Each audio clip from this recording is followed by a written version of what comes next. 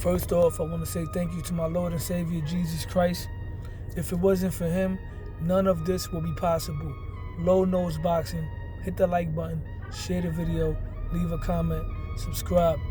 I want to talk about what Oscar De La Hoya in the Ring magazine recently posted up.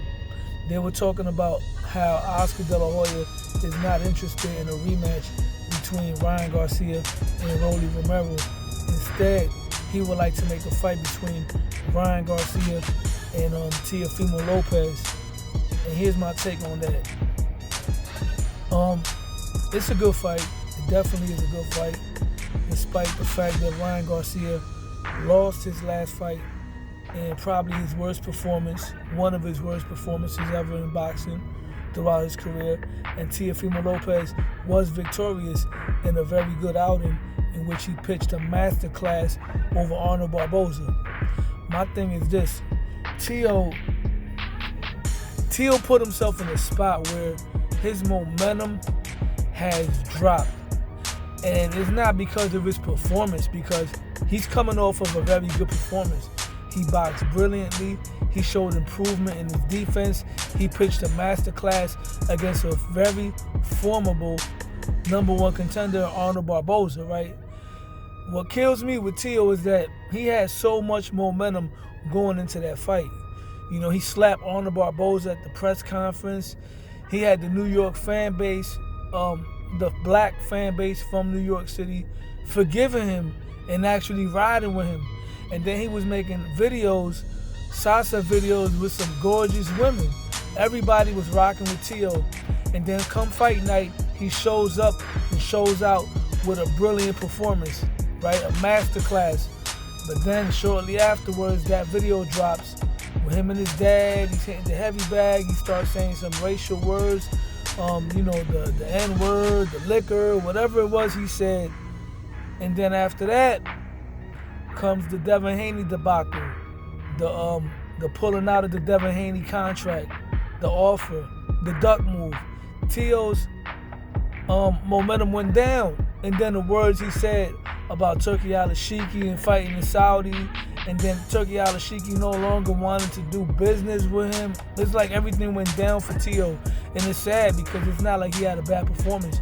He had the best performance of the night, yet Devin Haney is the one that's about to get into a big fight with Brian Norman Jr. Fast forward, Oscar De La Hoya did say that he would like to work with Teofimo Lopez, and he said that he would like to make a fight between Teo and Ryan Garcia.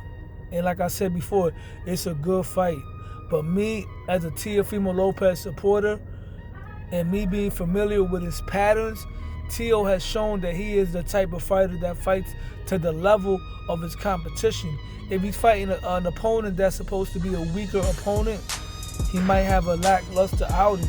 And it's dangerous to be that kind of fighter, because if you're a fighter that fights down to the level of your competition, you might eventually lose to someone that's not on your level or have a bad performance. And we've seen both happen with Teofimo Lopez. Now with Ryan Garcia, I'm not saying Ryan Garcia is a low-level fighter. He's not. Ryan Garcia at his best could beat anybody between the 135 and 140-pound division. Ryan Garcia has hand speed. He got punching power. We've seen what he did with Devin Haney, whether you want to say that the Austrian had anything to do with it or not.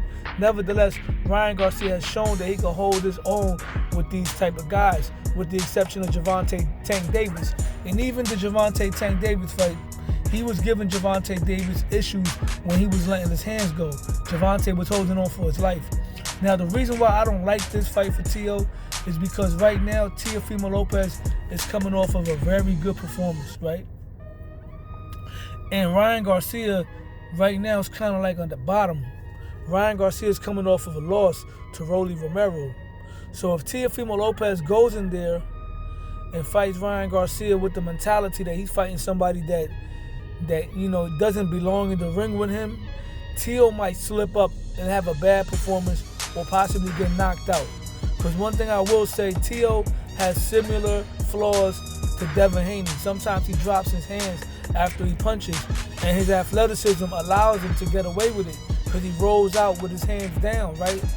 But Ryan Garcia has the hand speed to to capitalize on that, just like he was able to capitalize on Devin Haney. Now, I'm not saying that if that fight happens, I'm picking Ryan Garcia. I'm saying I don't like this fight for Teofimo Lopez if it's a Ryan Garcia coming off of a loss. Now, if Ryan Garcia would have knocked out Rolly Romero, which would have been following the performance over Devin Haney, then Ryan Garcia would have had a lot of momentum, which means Teofimo Lopez most likely would have went into that fight with a Ryan Garcia with a lot of motivation to fight at his absolute best, right? And Teo at his absolute best, 100% focused and dialed in with the mentality of having his back to the wall, is a dangerous fight for anybody. That version of Teo, in my opinion, beats everybody from 135 to 140 and possibly 147 now that Jaron Boots Ennis is no longer at 147 pounds. But it's a possibility that Teo would probably still take Ryan Garcia very seriously as well, because at the end of the day, Teo has been around these guys for years. The Ryan Garcias, Shakur Stevensons, Gervonta Davis, Devin Haney, Richardson Hitchens, Keyshawn Davis. He might not have sparred with all of them, but he sparred with most of them. And like I said before, he's been around these guys in the amateurs, including Gary Antoine Russell. So at the end of the day, Teo knows what these guys are capable of. He knows what the best version of Ryan Garcia brings to the table. So most likely Teo, even with Ryan Garcia coming off of a bad performance against Rolly Romero, Teo might take the fight seriously enough to where he might go in there and show out.